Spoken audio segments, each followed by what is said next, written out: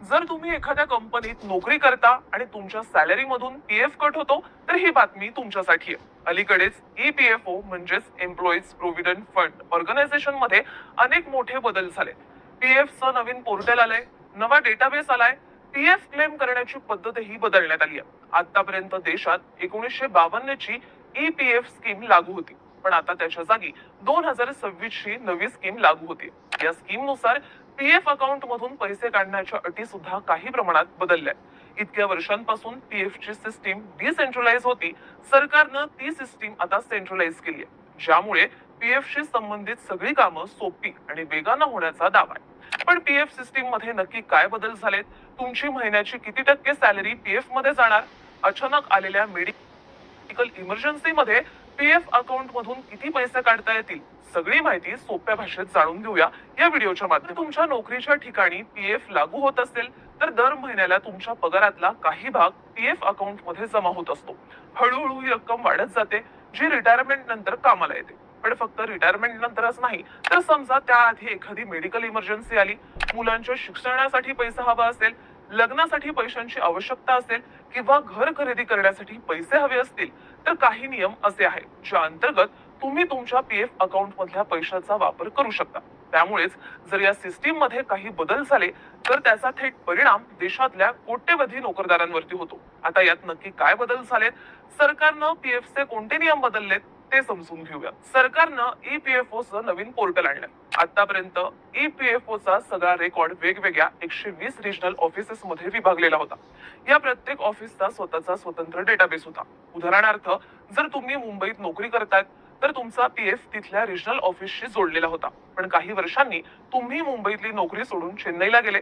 आता जर नवीन ठिकाणी तुम्हाला पीएफ शी संबंधित काही अडचण आली तर तुमची केस तुमच्या जुन्या ऑफिसच्या ठिकाणी म्हणजेच मुंबईच्या रिजनल ऑफिसशी जोडली जात होती. आता सरकारनं ही सिस्टीम बदलली. ईपीएफओ न आपल्या सर्व मेंबर्सचा डेटा एका सेंट्रलाइज सिस्टीम मध्ये शिफ्ट केलाय. याचा फायदा हा आहे की तुमचा पीएफ डेटा कोणत्याही एका शहराशी जोडलेला नसेल. तुम्ही नोकरीचं शहर जरी बदललं तरी पीएफ ची कामं तुम्ही कोणत्याही शहरात राहून करू शकाल. यानंतरचा मुद्दा आहे पीएफ इंटरेस्टचा. दरवर्षी ईपीएफओ कडून तुमच्या पीएफ मध्ये इंटरेस्ट जोडला जातो, पण अनेकदा हा इंटरेस्ट बराच उशिराने येतो. नवीन आर्थिक वर्ष एप्रिल मध्ये सुरू झालं तरी अनेक वेळा इंटरेस्टची रक्कम जमा व्हायला ऑक्टोबर नोव्हेंबर पर्यंत वाट पाहावी लागते. आता सरकारनं म्हटलंय की त्यांनी ही प्रोसेस फास्ट केली आहे. केंद्रीय कामगार आणि रोजगार मंत्री मनसुख मांडविया यांनी सांगितलंय की नव्या सिस्टीम नुसार 2025-26 या आर्थिक वर्षातला जवळपास 1.4 लाख कोटींचा इंटरेस्ट ऑटो प्रोसेस केला जाईल. त्यानंतर फील्ड ऑथॉरिटीज यांचं व्हेरिफिकेशन करेल.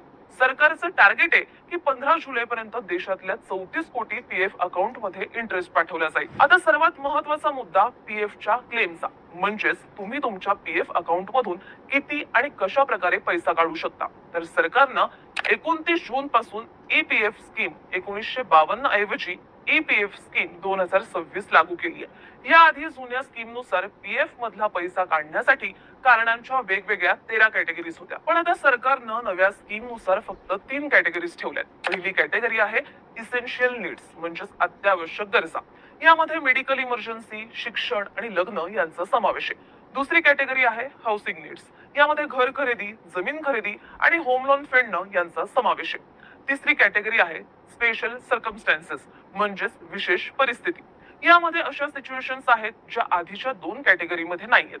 या तिन्ही कॅटेगरी मधली कारणं देऊन तुम्ही तुमच्या पीएफ अकाउंट मधून पैसे काढू शकता. आता नव्या स्कीम नुसारही तुम्ही तुमच्या पीएफ अकाउंट मधली सगळी रक्कम एकाच वेळी काढू शकणार नाही, पण आता तुम्ही अकाउंट मधली 75% रक्कम ताबडतोब काढू शकता.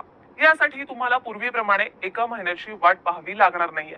मात्र उरलेली 25% रक्कम काढण्यासाठी तुम्हाला 12 महिने वाट पाहावी लागणार आहे. उदाहरणार्थ, समजा तुमच्या पीएफ अकाउंट मध्ये 10 लाख रुपये असतील तर नॉर्मल सिच्युएशन मध्ये तुम्ही त्यापैकी 7.5 लाख रुपये लगेच काढू शकता, पण उरलेले 2.5 लाख रुपये तुम्हाला मिनिमम बॅलन्स म्हणून ठेवावेच लागतील. सरकारनं पीएफच्या नियमांमध्ये केलेला हा मोठा बदल आहे. आता समजा मेडिकल इमर्जन्सी असेल किंवा शिक्षणासाठी, लग्नासाठी पैसे हवे असतील तर पीएफ अकाउंट उघडल्यानंतर 12 महिन्यांनी त्यातले पैसे काढता येतील. शिक्षणासाठी जास्तीत जास्त 10 वेळा पैसे काढता येतील, तर लग्नासाठी जास्तीत जास्त 5 वेळा पैसे काढता येतील. नवीन स्कीम मध्ये 12 महिन्यांच्या या अटीत काही विशिष्ट तरतुदीही करण्यात आल्या. समजा एखाद्या कर्मचाऱ्यानं 12 महिन्याच्या आतच नोकरी सोडली तर तो विशिष्ट अटींनुसार आपल्या पीएफ खात्यातून अंशतः रक्कम काढण्याचा दावा करू शकतो. याआधी हे नियम फार कडक होते, पण आता ते काहीसे लवचिक करण्यात आले. आता तुमच्या पगाराची किती टक्के रक्कम पीएफ म्हणून जमा होईल या नियमांमध्येही काही बदल करण्यात आले. आतापर्यंत ईपीएफओ अंतर्गत येणाऱ्या कर्मचाऱ्यांना त्यांच्या मूळ पगाराची 12% रक्कम पीएफ मध्ये देणं बंधनकारक होतं आणि कंपनीलाही तितकंच योगदान द्यावं लागायचं. पण आता नव्या स्कीम नुसार कर्मचाऱ्याचं योगदान हे 15,000 रुपयांच्या पगाराशी जोडण्यात आलंय. हे उदाहरणाद्वारे समजून घेऊया. आतापर्यंत असं होतं की समजा तुमचा मूळ पगार 50,000 रुपये असेल तर 12% दर महिन्याला 6,000 रुपये एवढी रक्कम पगारातून पीएफ साठी कापली जायची आणि कंपनीलाही तितकीच रक्कम जमा करावी लागायची. पण आता नव्या स्कीम नुसार 12% कपात ही सरकारच्या 15,000 रुपयांच्या अधिकृत वेतन मर्यादेवर निश्चित करण्यात आली आहे. 15,000 रुपयांचे 12% हे 1,800 रुपये इतके होतात. म्हणजे आता 1,800 रुपयांपर्यंतच अनिवार्य रक्कम कापली जाईल.